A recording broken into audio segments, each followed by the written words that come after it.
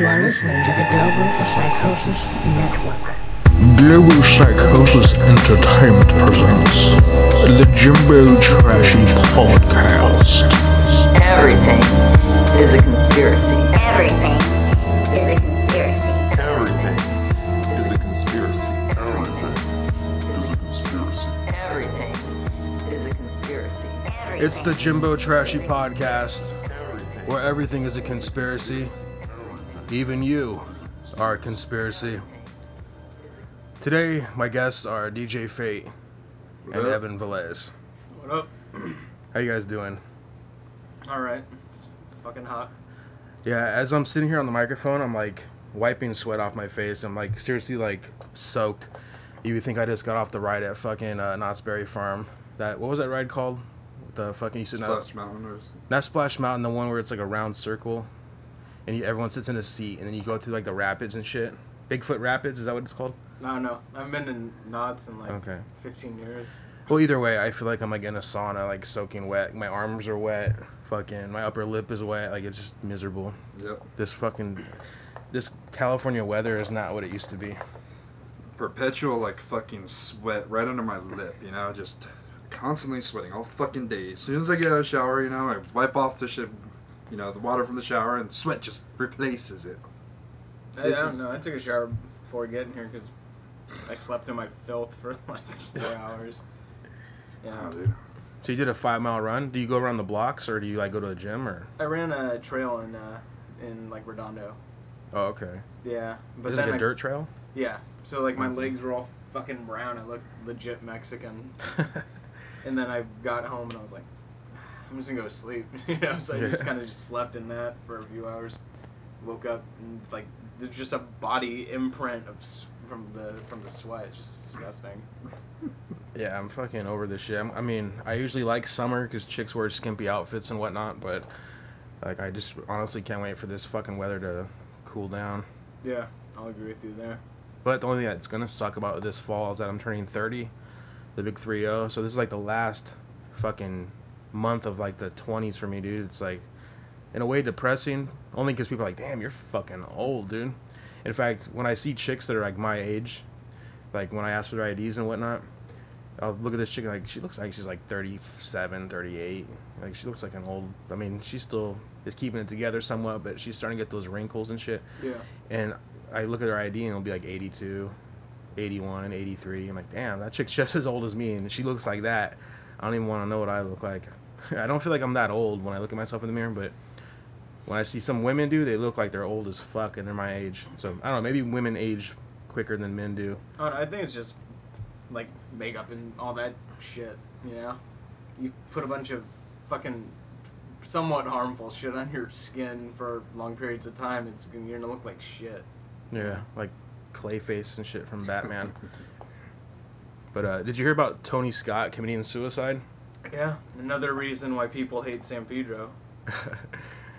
I don't know, like, they get these ideas, and, like, I want to know who starts these rumors. Like, supposedly he had brain cancer, but then they're saying, no, that wasn't the case of why he jumped off the bridge.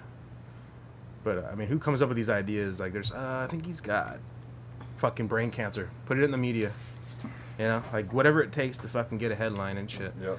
Well, I mean, I think it's partially, like, building this sympathy, too. So it's not like, oh, this guy was just fucking depressed and jumped off a bridge, you know? This multi-millionaire producer director. They said he lived in Beverly Hills, right? So he drove all the way from Beverly Hills to San Pedro. That's a long drive to be thinking about that, you know? Like, he probably ran it through his head, okay, I'm going to get to the Vincent Thomas Bridge.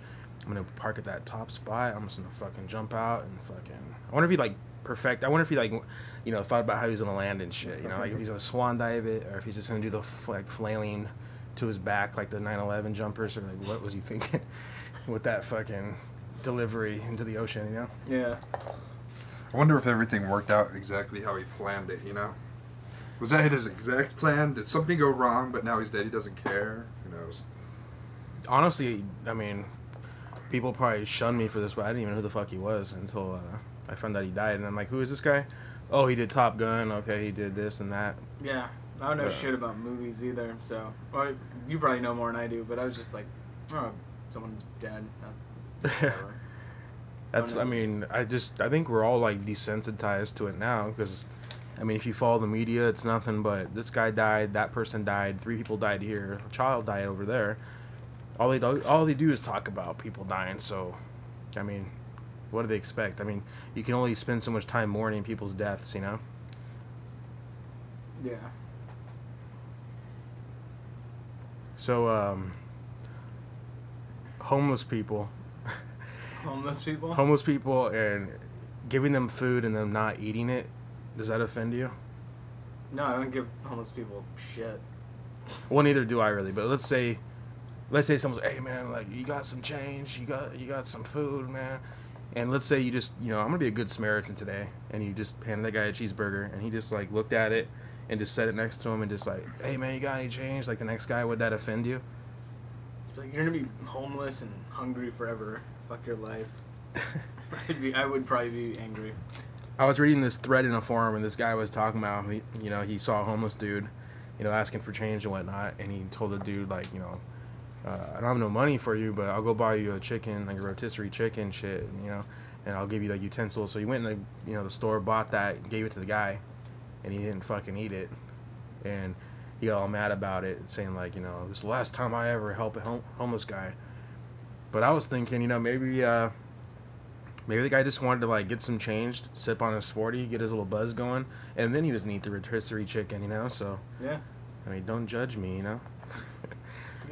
That is kind of fucked up, Oh, you bought me a meal? What am I gonna drink with this?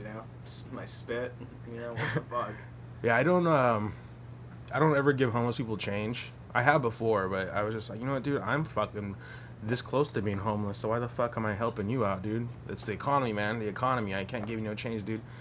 But in Canada, when I was up there visiting, there's homeless people all over the place and shit. And at least the homeless guys in Canada, at least a couple of them, like this one black homeless guy that we knew, or we didn't know him, but we met him and shit. He comes up to me. He's like, "Hey man, give me a word. Any word, I'll rhyme it, and just give me $1." I'm like, okay. So I'm trying to think, what's a good word? And he said he'll rhyme it and make sense with it, So I'm like, what's a word that, not necessarily hard to rhyme, but it'd be hard for him to understand, maybe, assuming that he'd be a moron and shit. Yeah. So I said anomaly. So he rhymed anomaly, he made sense with it. I'm like, okay, you got my $1, dude. And then I took a picture with him and shit. And yeah. But, I don't know, I like the homeless people in Canada better, I guess is what I'm trying to say. They work for their money, Yeah. Well, I had a homeless guy at E3 a few years ago. We were going to a party, and we're standing in line, and this homeless guy writes a poem, like this fucked up poem, and I was like, all right, I'll give you $5.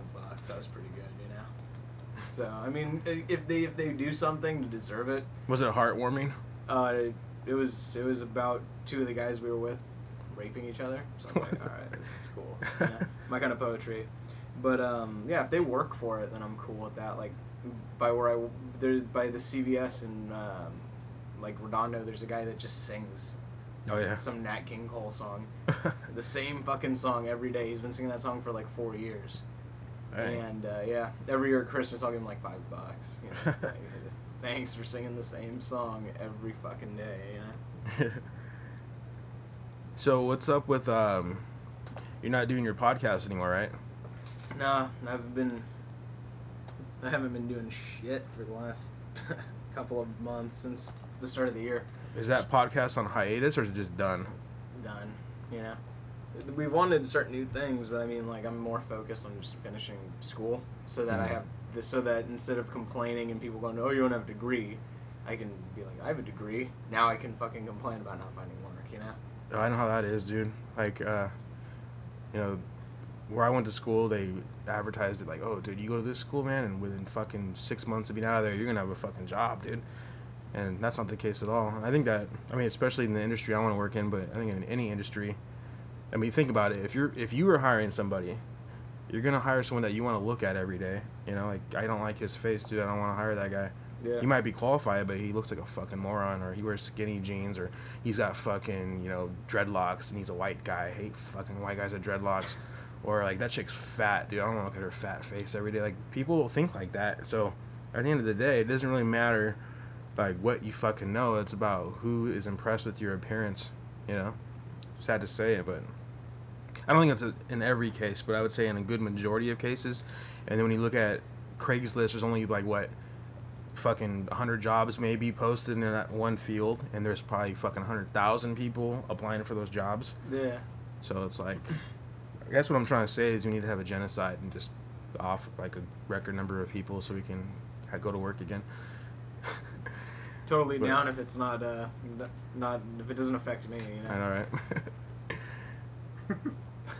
That's why, like, you know, as much as I hate war, it's like, you know what, dude? Like, do you want to go to war? Like, you're a tough guy, right? You want to go kill people? You want to fuck people up at the bar? Why don't you join the military, dude? There's a whole fucking world over there of people you can fuck up and try to fuck up, and you'll be the fuck out of our hair, you know? Yeah. What are you checking out over there, Steve? I see you with a smirk on your face. Just watching some of the video you shot in Seattle, some of the scenery shit. Yeah, you know, I took the camera up there for like something to do. So like, you know what, dude? Like, I didn't know at first if he was gonna come or not. So I was like, well, he was gonna be the dude that you know, we were gonna do shit with, or I was gonna do shit with, because I didn't know if you were going up there either. Yeah. As far as I knew, it was just gonna be me, Megan, Marissa, Eric, and her cousin. I forget his name now, but I thought I'd just be sitting there fucking drunk by myself all fucking week, you know? Yeah. So I'm like, well, you know what, dude? I'm gonna take my laptop. I'm gonna make some beats. Although I really only got one beat done, but I was like, well, I'm gonna take the video camera up there too and film some shit. And I got some cool shots, I think, but it's like, well, you can only film trees so many times, you know. But at least there's like, now I have that, you know. If I ever need tree footage, there you go. Yeah. Shit turned out better than I thought, you know. Yeah. So can't really hate on that. Washington. It's just funny to see you driving by all the fucking cows in the car, you know. Yeah. I just thought that shit was funny. I thought it was weird that, I mean, this is how like ignorant I was. I thought all cows were black and white, you know. So to see like a brown cow, I was like, what the fuck? I thought brown cows were fat Mexican ladies, you know. I didn't know this fucking brown cows existed, really, you know. Yeah. Yeah, that state was a trip. Nice, like I said before we started, man. Nice place to visit. I could never fucking live there. What was it about it that you really were like, God, get me the fuck out of here now? You made a good point, like, especially where we're at. You just, like, gotta go to the store. Well, you gotta drive 30 minutes. And then, like, fucking alcohol was, like, a third higher than what it is here. So if you buy something for $30 here, it's like $42 there. Yeah, the prices were ridiculous on the alcohol, no doubt. Yeah, and I mean, like, it's cool, but I mean, there's not a lot of traffic. But in LA, you deal with some traffic, but you deal with traffic to go to cool places. Mm-hmm. Washington, there's no real traffic per se, and then you drive to places that aren't fucking exciting. You know, like, oh, that's cool. There's some trees, and you know, everything felt real quaint. And then you get into Seattle, and you're like, oh, this is like a city. And then, you know, like, what was it, Bellevue or whatever. And like, there are a couple of places, but I mean, it just felt real quaint and yeah. So you like noise, you like commotion, like you're used to it. I think so. I mean, like, I'm not a huge fan of California, but I was like, man, if I think Washington's quaint, I could never live in like Oklahoma. Or like the Dakotas, or like somewhere where it's fucking cheap to live. Yeah. You know, I just want to kill myself. Trying to go to Wyoming, dude? Oh yeah, Wyoming, right? I'd fit right in. I'd fit right in. I'm a white, and like California, I'm a Hispanic guy that's super white, and everyone's like, oh, you're white. If I went to like Wyoming, I'd be like the fucking Mexican guy, you know? It's just, I couldn't even tell you one city in Wyoming, dude. That's how unimportant that state is, dude. What is the capital of that fucking Wyoming? the internet knows. You'd have to Google that one. You Google it, and Google's like, I don't know. That fucking drive home, dude, on the scenic route, because we took the 101 back home from Seattle to California, and we thought, oh, this will be a nice little ride, dude. Like, it shouldn't take, you know, about the same distance as the 5, you know. We got there, I don't know if we just got lucky or I was hauling ass, which I don't think I really was. I was going maybe 5 miles over the speed limit the whole way there. But we got there in like 17 hours straight. Yeah, you guys got there fucking quick, because it took us forever. To get up there? Yeah, but we made a ton of breaks, because, you know, I was driving with, like, Vince and Brian, and they kind of suck for, like, straight shit. They're like, oh, I'm uncomfortable. I was like, dude, I've been driving for the last 8 hours. Shut the fuck up, you know? Yeah, I mean, fuck, dude. Like, I drove probably 13 of, or no, not that, maybe like 12 of the 17 hours. Yeah. And No, that shit was 19 hours, dude. no, I'm saying on the 19 way hours. up there. Oh, okay. The way up there wasn't that bad. I mean, once we got into Washington, I was like super tired. I'm like, where the fuck is this place, dude? Fuck, you know, like Washington seemed to take forever. But anyways, on the scenic route, I'm like, okay, well, we have more time now to go back, so we'll take the scenic route. It'll be about the same amount of time, but we're gonna stop somewhere and sleep, so it won't be that bad. That scenic route, dude, fuck, dude, it's like windy road, left and right, and like then you have to slow down to like 25 miles an hour because you go through some fucking town of like 15 people in the population and shit. Yeah. So that's why it takes so fucking long. And then we went to the redwood forest, and they're doing construction, so it went down to one lane, and we're sitting there bumper to bumper. We're like, dude, we have to be home in like 15 hours. What the fuck, dude? This is gonna take forever. They're remodeling. They're like putting up new trees and shit. Like, what the fuck's going on? It was fucking, I don't know. I guess it would have been, I mean, there was a couple spots that looked cool, but to me it wasn't worth it. There wasn't Not at all. There was nothing there that was like, oh my god, that's just a beautiful fucking scenery. There was like maybe one or two scenes where I'm like, oh, this is, I wouldn't mind stopping here and checking it out, but other than that, like most of that ride was just fucking boring as shit. Yeah. On the way, yeah, like in 2007, I went up to San Francisco for a while. And, like, yeah, the 5, it's boring as fuck, but you get there in no time. I took the 101 back, and it took me, like, 10 and a half hours, especially right when you fucking hit LA. If you hit, yeah, because you don't know what the traffic's going to be like there, so it's like, it's almost like that area is made for you to show up at, like, 3 or 4 in the afternoon and just sit there for like 5 hours waiting to get into Los Angeles, you know? Yeah, I was fucking, I don't know, what is it about sitting in a car? Like, you're sitting, you think, okay, I'm gonna be comfortable because I don't have to stand, I don't have to walk, but somehow sitting, your fucking back starts hurting all out of nowhere. Yeah. You know, like, I could sit in this chair for probably fucking 12 hours doing music, and I'd be fine. You know, I'll get tired and go to bed, but sitting in that car seat, it's like they design it so you're like, your body's just like not 100% comfortable, so eventually your body's like, okay, I'm sick of this shit, you know? Because like, I was fucking sore, like my fucking back was sore like the next day, like my first day back in California, my back was fucking sore. I just felt like, and it was funny because I had to work the next day, and I was like combing my hair and shit. I'm like, dude, I feel like I feel like I'm playing the part of the guy that used to live here and shit. Yeah. It took a few days for me to adjust, like, oh yeah, I'm back in California, this is my life and shit.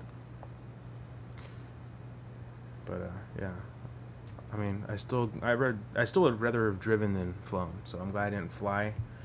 But I'm just, you know, I don't like the TSA, and I don't feel like, you know, that bullshit. At least I felt like I was in control of my own self traveling and shit. A bit, you know. And no one tried to inadvertently, or actually, I wouldn't even say it's inadvertent. It is blatant. No one was blatantly trying to take naked pictures of you or stick their hands up your ass, you know. My mom fucking was like, oh, we went through the... It was funny because, like, I dread, like, oh, dude, fuck those fucking scanners, dude. I don't want to do nothing with that. And my mom's like, oh, me and Cameron went through the scanners this time. All excited and happy about it. Like, it's cool and shit. I'm just thinking, God, Mom, what the fuck? Don't support these people. Don't be happy to be fucking herded like cattle and shit, you know? It's because it's like Total Recall, so, you know, that excites anyone over the age of like 40. Oh, this is the future. Yeah, that's a movie one time when I was like 25, you know. I forgot who told me this now. Someone said they knew someone that works in TSA, and the person said, "Oh, don't worry, they don't even do naked photos anymore. Now it just shows like their fucking, like, it still blocks their underwear or something." I'm thinking, yeah, right, dude. They can probably zoom in that camera, go right up your fucking asshole if they want to, dude. But and I'm sure they found plenty of bombs, you know. You hear about that every day in the news, you know, like fucking plane saved, bomb crisis averted. It's like, no, people get around that shit still. Yeah, that's the thing. They're so worried about a fucking catastrophe happening, right? Well, that could happen anywhere. Like, all you have to do is smuggle a bomb in, and then right there at the checkpoint, boom, there's gonna be 100 people gonna die right there. What are you diverting? You're worried about a disaster happening on a plane? Like, what does it fucking matter if it's on a plane or in that fucking airport? Yeah. Either way, fucking people died. And we're trying to prevent terrorism, right? to me, it just seems like fucking over necessary fucking measures just to fucking get people programmed to accept the fact that, hey, you have no control of what we fucking say, you know? Well, I mean, if you want to get real into like the whole conspiracy thing, you could even say that, you know, the government regulates these things to keep out terror, to keep out that foreign terrorism, so that they can be the ones that control terrorism in the country and everything like that, you know? Yeah, I think any sort of, I mean, don't get me wrong, there's definitely, you know, probably lone wolves that do their terrorist activities and try to do shit, but anything that's like of a massive scale that's successful, the government has to be a part of it in some regard, because they got so much intelligence and surveillance. Like, how could they not fucking be a part of that shit? You know, they have billions of dollars that go into these. They have billions of dollars that go into these like black op programs and special secret fucking things that no one's known to, or allowed to know about. So, like, what would stop them? You know, if you're at the top of the world, dude, you're gonna do anything in your power to stay there. You know, and if you had to, like the saying goes, if you have to, you know, you have to crack a few eggs to make an omelet. You know. Yeah. So I think that applies in any situation that involves power, you know? Yeah. Well, that reminds me of you're hearing about like the Colorado shooting, you know, for the Dark Knight, and fucking how, trying to get the gun the gun law passed and shit, where just get rid of all the guns in the country, you know? Like, that seems like a relevant argument, you know? One person goes off, shoots a bunch of people in a theater, and fucking, gun control, you know, comes back up. Let's talk about gun control now. Just, they've already passed something. Well, I don't know if they passed it yet, but they're already pushing some legislation now to ban like 10-round magazines. Because I guess that's gonna be a fucking. I mean, well, I see why they're doing that. They're doing it because they do it in increments. You know, they can't just outright take guns away. So they do little things like, well, you don't need this, do you? You don't need that. It's kind of like when you're like cleaning your room and you have like a bunch of fucking crap in there. You're like, well, I don't fucking ever use this anymore. I don't need that shit. So you get rid of that fucking old tuba that's been sitting there since fucking high school in your closet. And then you fucking come across like, you know, a t-shirt that you wore like 2 weeks ago, but it didn't fit right. So you get rid of that shit. And then you have a TV set now. Like, well, you know, I don't really watch TV, so, you know, let me just get rid of that too. So it's like you're slowly getting rid of shit in increments, and then eventually you look in your room, like, you have nothing in there. It's like, well, fuck, what happened to it? You know, like, I think the same way they're doing it in increments with like the gun rights and shit. Just take away little things like, it's just a 10-round magazine. You don't even use 10 rounds. You only fire fucking 5 rounds. What does it matter? Yeah. You know, so people are like, okay, I guess. Yeah, I don't really need a semi-automatic, I guess. I didn't need an automatic. I guess I don't need a semi-automatic. And then eventually it's like, well, dude, do you need a handgun? All you need is a shotgun, dude, to protect your house. And then eventually, hey, you don't need a shotgun, dude. All you need is a fucking taser. And then they'll just fucking slowly. I mean, I don't think it's going to happen anytime soon.